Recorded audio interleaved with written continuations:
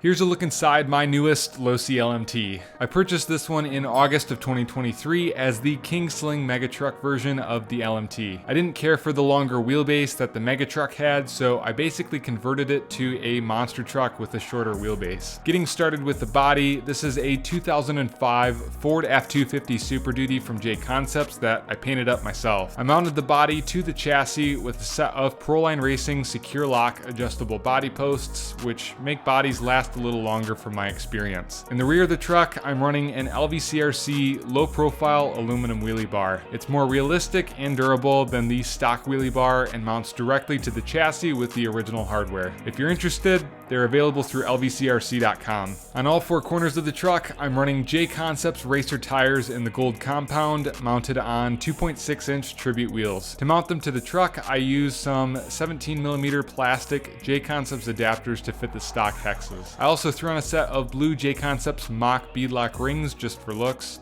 Steering the front tires, I have a ProTech RC 370 TBL steering servo with an aluminum Trail servo saver. I like the feel of the stock fluids in this truck, so I stick to running the original oil in both the shocks and diffs. In front of the shocks, I have a set of 110mm Team K&K limit straps to add to the looks of this vehicle. I always wrap some zip ties through the lower link mounts and around the front and rear axles to try and prevent the link mounts from pulling out. When I'm not racing this vehicle, I drive it without the sway bars installed to get more articulation out of the suspension. Underneath the body, I'm running a blue plastic roll cage from my old LMT son of a digger. Since the cab of this body sits a little further forward on the roll cage, I had to make my own custom interior so you could actually see the driver figure through these side windows that I cut out. I made the interior out of a sheet of 16 gauge steel, and then I just screwed an axial SMT-10 driver head to an axial trail marker and glued that onto the steel. The cage sits on a custom black powder coated 7075 aluminum chassis that I designed myself. It's basically a clone of the stock LMT chassis plates, but I got rid of all of the unnecessary holes, shortened the front end,